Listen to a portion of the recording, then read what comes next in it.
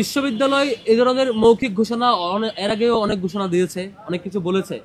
আমরা বিশ্ববিদ্যালয় প্রশাসনের গত দীর্ঘদিনের যে ক্রোনোলজি দেখেছি, যে ধরনের কার্যক্রম দেখেছি, মৌখিক ঘোষণার উপর আমরা আস্থা রাখতে পারি না। বিশ্ববিদ্যালয় প্রশাসনের মৌখিক ঘোষণার প্রতি আমরা আস্থা রাখতে পারি না এই দিক থেকে, আগের বিষয়গুলো পর্যালোচনা করে।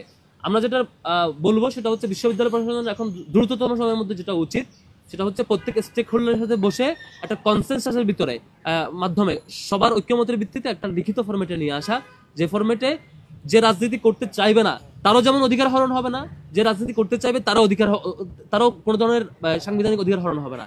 একই সাথে বিশ্ববিদ্যালয়ের অধিকাংশ শিক্ষার্থীর যে প্রত্যাশা হল এবং আবাসিক এরিয়ার যে সেফ থাকা, এবং একই সাথে রাজনৈতিক সংগঠনগুলো যে প্রত্যাশা বিশ্ববিদ্যালয় এরিয়ায় তার রাজনৈতিক কর্মসূচি বাস্তবায়ন করতে পারা, সবগুলোর সামষ্টিক প্রত্যাশাগুলো মাথায় রেখে এবং সবার সম্মতিতে একটা লিখিত ফরম্যাটে লিখিত অ্যানাউন্সমেন্ট আসার আগ পর্যন্ত শুধুমাত্র মৌখিক ঘোষণার উপর আমরা কোনো ধরনের আস্থা রাখতে পারছি না। সংজ্ঞানবিহীন কোনো ঘোষণা এটা বিরোধিতা করার সুযোগ থাকে না, জাজমেন্ট দেওয়ার সুযোগ থাকে না।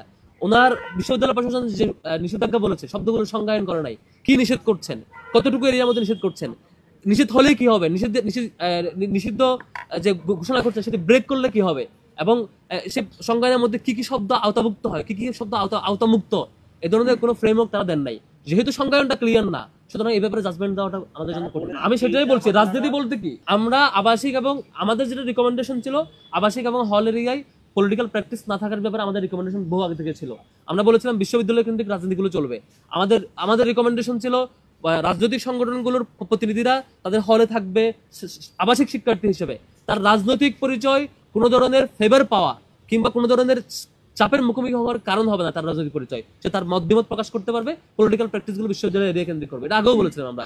কিন্তু কালকের যে ঘোষণা শব্দ চয়নের, আমরা ইসলামী ছাত্র শিবির যদি কোনো প্রতিবাদ জানাতে হয় সেটা শিবিরের বাইনে ব্যানারে মিছিল করবো। আর আমাদের যদি কোনো কিছু মানে রিকমেন্ড করতে হয়, আমরা সেই রিকমেন্ডেশনটা আমরা ইউনিভার্সিটি প্রশাসনকে রিকমেন্ড করি, এর আগেও করেছি। এই যে হলে আবাসিক এরিয়ার রাজনীতি থাকা না থাকা ইস্যুতে আমরা রিকমেন্ডেশনটা আমরা এর আগেও বহুবার করেছি বিশ্ববিদ্যালয় প্রশাসনকে।